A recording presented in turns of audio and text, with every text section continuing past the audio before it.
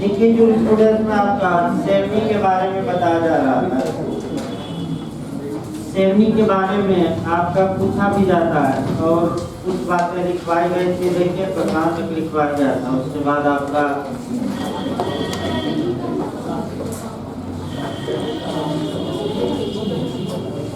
ये सामाजिक दबाव हो गया था। देखिए आगे बढ़ लीजिए कुछ वर्ड होने का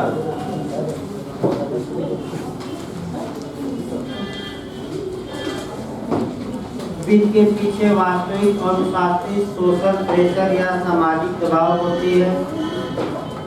अगला लिखिए इसका इनका लास्ट कोटेशन, प्रथा या रूढ़ि विधायन से श्रेष्ठ होती है। प्रथा या रूढ़ि विधायन से श्रेष्ठ होती है। प्रथा या रूढ़ि विधायन से क्या होती है? श्रेष्ठ, मन अच्छी मानी जाती है। ये आपका इनका मने इन्होंने क्या क्या कहा विद के बारे में, ये बातें आपको बताइए। अब कितने हुए पॉइंट? 4 9 10 हो गया, 8 हो गया। इतना झुमका बांध के मेंस में भी आ गए तो 8 9 लिख सकते हैं। 10 हो गए ना, चलिए 10 हुए भाई। चलिए ठीक है, वही तो हो सकता है 10 उससे मतलब नहीं, पूरा लिख लिया ना बस, चाहे 10 हो या 5 हो, जितना मेंस में लिख देंगे बहुत है। अगला देखिए आपका, अब आइए हेडिंग डालिए, लोक चेतना का सिद्धांत। अभी सेवनी का है तो कोटेशन रहा, हेडिंग डाल लीजिए अलग से, तो अभी सेवनी में चलेगा। लोक चेतना का सिद्धांत या अंतः चेतना का सिद्धांत को पूछा जाता है। लोक चेतना का सिद्धांत या अंतः चेतना का सिद्धांत,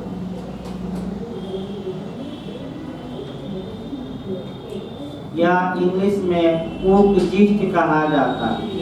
ओकजिस्ट, VOLK, ओकजिस्ट।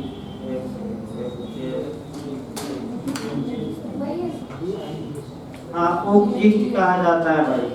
आपका देखिए इसमें जो आपका पढ़ना है, ये राष्ट्रीय लोक चेतना या अंतः चेतना या जन चेतना का सिद्धांत किसने दिया? तो आपका जवाब रहेगा से। हाँ अभी बता जाएगा इसको। एक लाइन और लिख दिया, राष्ट्रीय भावना, कोर्ट में लिख दीजिए नेशनल स्पिरिट। अब इसको बताया जा रहा है, राष्ट्रीय भावना भी कहते हैं।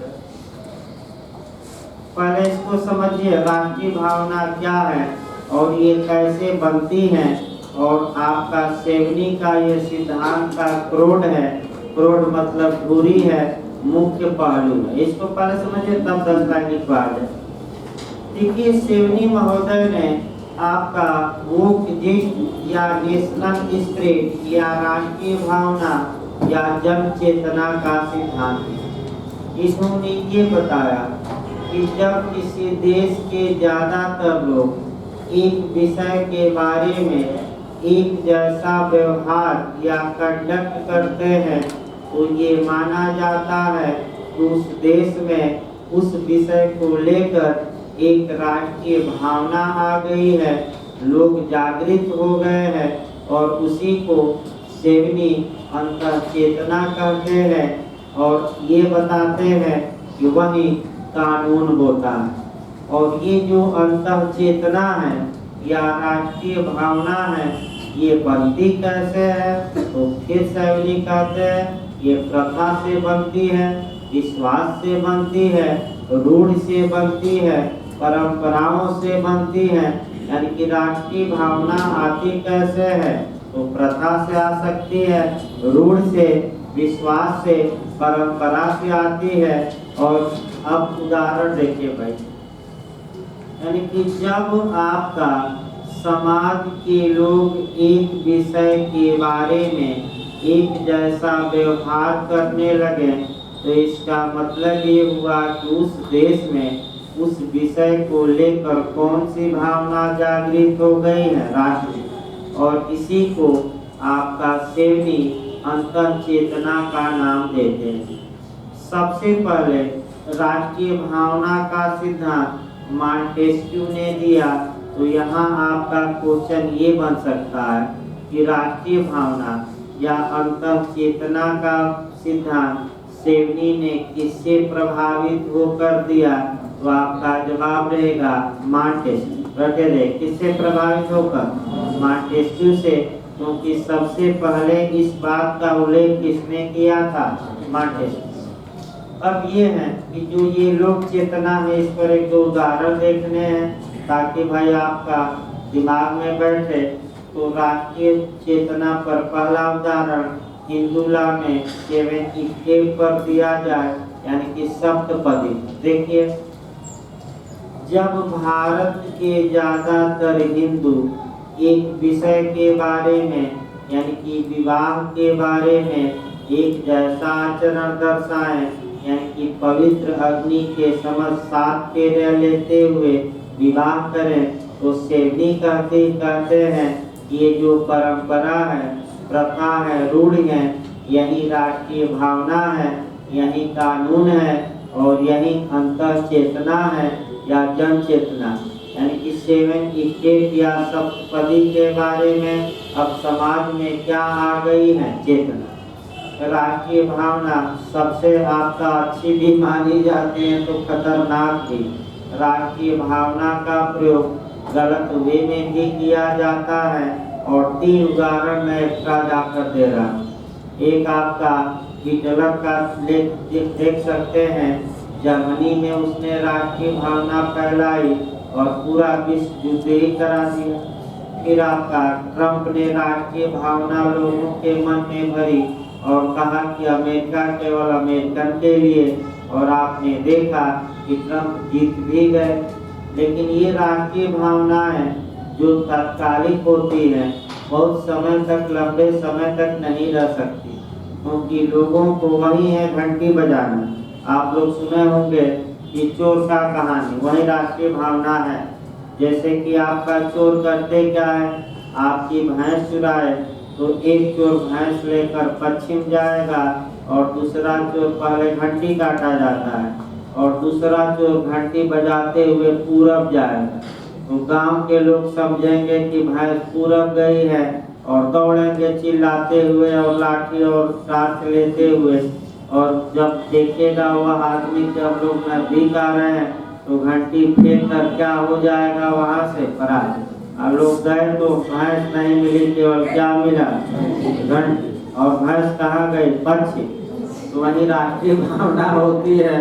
राष्ट्रीय भावना पर उदाहरण देखिए, राष्ट्रीय भावना का मतलब कि अमेरिका सिर्फ अमेरिका के लिए, ये ट्रंप महोदय का कथन था। जीत भी गए, इसमें कोई शक नहीं है। ये भावना बहुत तेज काम करती है, जीते भी।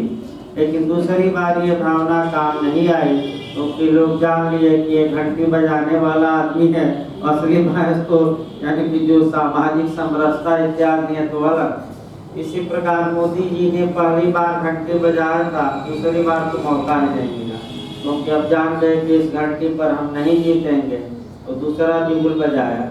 लेकिन पहली बार यही कहे, खूब पाकिस्तान और कांग्रेस को उल्टा सीधा बोले और कहे कि 2 सीट के बदले हम कितना लाएंगे? 20। और तमाम लोग तमाम बातें कहें और लोगों में जागृत की गई भावना। इसमें कोई शक नहीं है कि भारत का रक्षक और पाकिस्तान से बदला लेने का कार्य केवल मोदी जी ही कर सकते हैं, और लोग इस बल पर उनको वोट भी दिए और कांग्रेस हारी और जीते भी, और दूसरे चुनाव में भी जीते। वो अलग बात है, वो मुद्दा हट गया, मुद्दा क्या आ गया दूसरा, वो अलग बात है। लेकिन राष्ट्रीय भावना बहुत खतरनाक होती है, इस पर आपका युद्ध भी हो जाता है।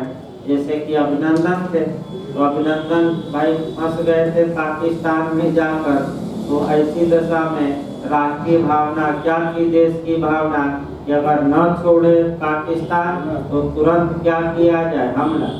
और निश्चित रूप से योजना बना ली गई थी, अगर शाम तक पाकिस्तान नहीं छोड़ता तो युद्ध निश्चित था।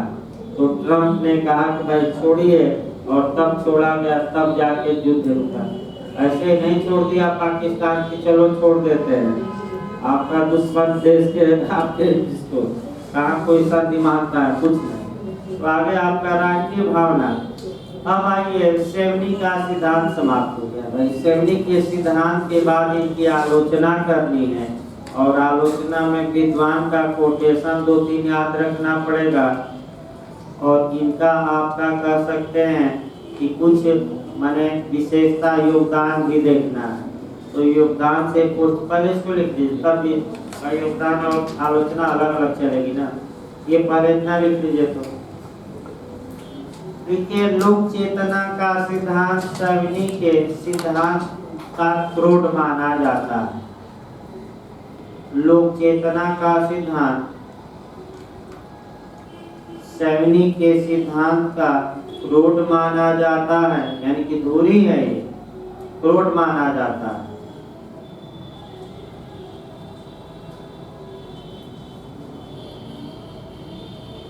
क्रोध लिखिए, क्रोध माना जाता है। इन्होंने यह सिद्धांत मॉन्टेस्क्यू से प्रेरित होकर दिया। ये अंडरलाइन करिए, चांस है नया क्वेश्चन बनने का, भाई खुद तो नया क्वेश्चन बनाएगा। इन्होंने यह सिद्धांत किससे प्रेरित होकर दिया? तो मॉन्टेस्क्यू से, ये याद करके जाना है।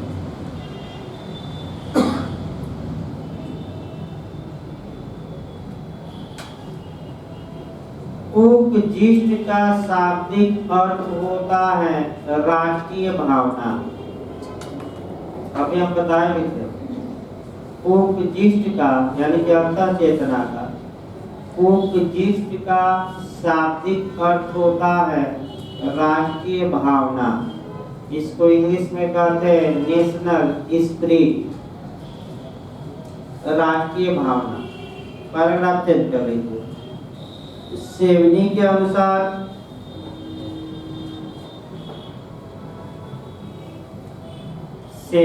अनुसार जब किसी राष्ट्र के अधिकांश लोग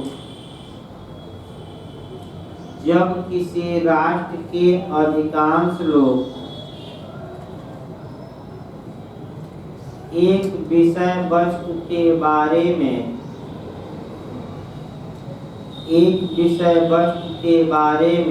माने एक मैटर के बारे में, एक सब्जेक्ट मैटर, एक विषय वस्तु के बारे में एक जैसा व्यवहार करने लगते हैं। व्यवहार माने कंडक्ट, आचरण। एक जैसा व्यवहार करने लगते हैं तो तब यह कहा जाता है कि उस देश में, तब यह कहा जाता है कि उस देश में उस विषय को लेकर,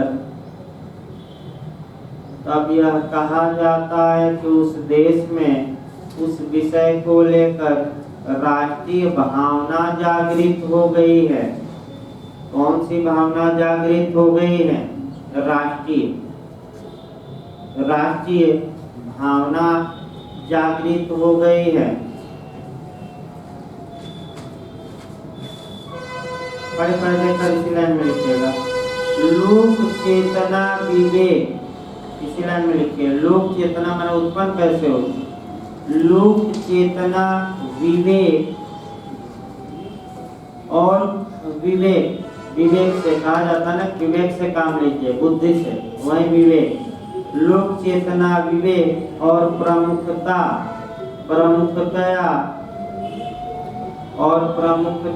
माने मुख्य रूप से, मेन रूप से, प्रमुखतया अंतर्दृष्टि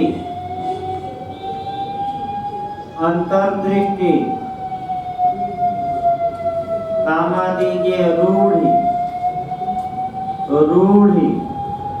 कामा दीजिए प्रथा, कामा दीजिए परिपाटी,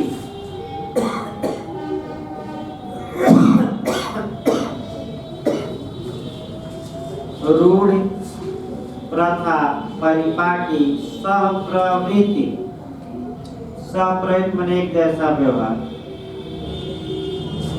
सप्रवृत्ति एवं प्राधिकार के आंशिक सम्मिश्रण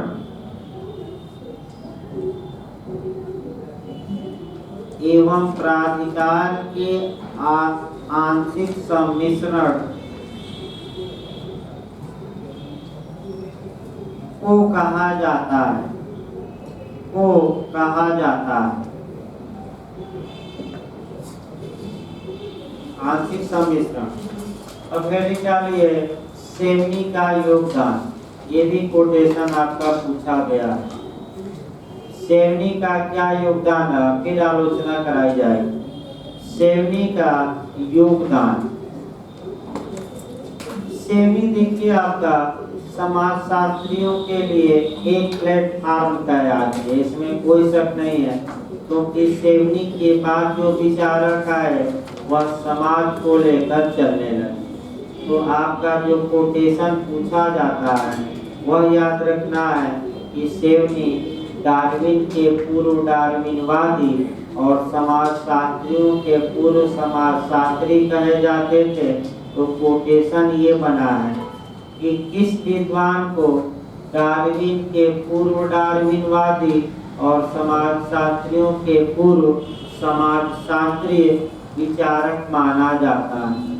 तो किसको माना जाता है, आपका से। अब इसी के साथ आपका संत अगस्टाइन में भी मैं बताया था कि कौन मध्यकाल के सूर्यास्त के आपका प्राचीन काल के सूर्यास्त और मध्यकाल के सूर्योदय के पूर्व की कड़ी प्राकृतिक विचारधारा में किसको कहा जाता है, संत अगस्टाइन। ऐसा भी क्वेश्चन आया यूपीजे में। तो डार्विन के पूर्व डार्विनवादी और समाजशास्त्रियों के पूर्व समाजशास्त्री किसको माना जाता है, सैनिक लिखिए। इन्हें इन्हें डार्विन के पूर्व डार्विनवादी, इन्हें डार्विन के पूर्व डार्विनवादी, अंडरलाइन कर लीजिए भाई आज का क्वेश्चन। डार्विन के पूर्व डार्विनवादी तथा समाजशास्त्रीय विधिशास्त्रियों के पूर्व तथा समाजशास्त्रीय विधिशास्त्रियों के पूर्व का समाजशास्त्रीय विचारक माना जाता है। समाजशास्त्रियों के पूर्व का समाजशास्त्रीय विचारक माना जाता है। ये कोटेशन आज का अंडरलाइन करिए। अब अंतिम हेडिंग डालिए आपका सैवनी की आलोचना। सैवनी की आलोचना यानी कि समर्थक भी तो आलोचक भी रहेंगे।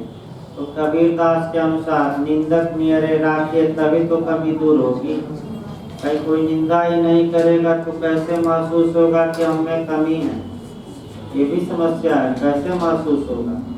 तो निंदक को भी क्या करना चाहिए, पास में ही रखना चाहिए ताकि निंदा बर्दाश्त भी कर सके और कमी है तो उसको क्या करिए, दूर। देखिए भाई आपका सेवनी की आलोचना खूब विद्वानों ने की है, हम भी दो चार आलोचना करते हैं। पहली बात कि ये प्राकृतिक विधि को इग्नोर करते हैं, जबकि प्राकृतिक विधि हर एक धर्म में वर्तमान में क्या है। जैसे कि मुस्लिम धर्म में कुरान, ईसाई में बाइबिल और हिंदू धर्म में तो तमाम धर्म वेद और विद्या।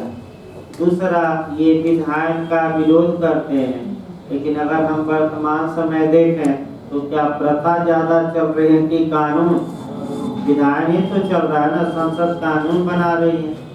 तीसरी बात, प्रथा का विकास बहुत लंबे समय तक 100, 200, 300 सालों लग जाता है, हजारों साल लग जाता है। लेकिन जल्दी बदलाव समाज में लाना है तो क्या बना दीजिए तुरंत एक दिन में कानून, भाई क्या बना दीजिए और एक सेकंड में आवश्यक हो कानून। तो राष्ट्रपति और राज्यपाल को अध्यादेश जारी करने की शक्ति है। तुरंत क्या जारी करते? अध्यादेश। और क्या भाई, तुरंत भी उपाय, तात्कालिक उपाय। संसद 6 माह में बैठेगी, तब तक किसान आंदोलन चलता रहेगा। तो राष्ट्रपति चाहे तो भाई ले सकता है वापस, लेकिन संसद के सत्र चलते समय नहीं। जब संसद का सत्र दोनों सदन न चले वो अलग बात है। आगे देखिए, तो आलोचना 3-4 हम भी बताए। अब विद्वानों की आलोचना पर आ जाए, क्योंकि हमारी आलोचना नहीं पूछी जाएगी ज्यादा, किसकी पूछी जाएगी? विद्वानों। तो विद्वान में सबसे ज्यादा अटैक करते हैं आपका, लिख लीजिए, डायस। लिखिए, डायस ने सेवनी की कुल 11 आलोचनाएं की हैं। उतना बताना भी संभव नहीं। डायस ने सबसे ज्यादा आलोचना की है, और कितनी आलोचना गिनाई है? 11। यानी कि डायस ने सेवनी की कितनी आलोचना की है? 11 पॉइंटों में आलोचना की।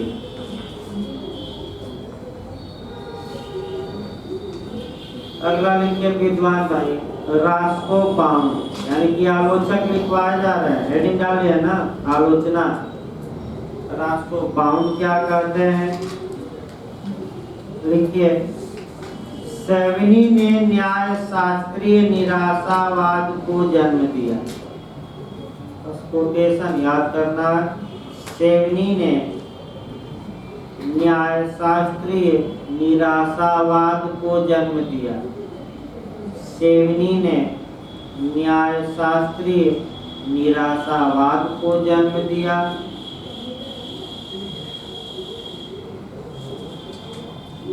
दूसरा लिखिए, प्रोफेसर एलेन। आजकल एलेन पे ज्यादा क्वेश्चन बन रहा है, और ये सबका गुण नहीं, आलोचना ही करते रहते हैं। और एक तो पहले लिखवा लिया जाए आलोचना, तब इनकी आलोचना और बताया जाए। वो नहीं लिखवाना है, आगे लिखवाया। लिखिए भाई, प्रोफेसर एलेन। लिखिए, सेवनी का सिद्धांत सुधारात्मक प्रयास के हाथों में। सेवनी का सिद्धांत सुधारात्मक प्रयास के हाथों में हथकड़ी डालने के समान है। सेवनी का सिद्धांत सुधारात्मक प्रयास के हाथों में हथकड़ी डालने के समान है। इसका मतलब ये हुआ कि जब समाज प्रथा रूढ़ के अनुसार ही चलेगा, तो कहाँ से नया कानून बनेगा?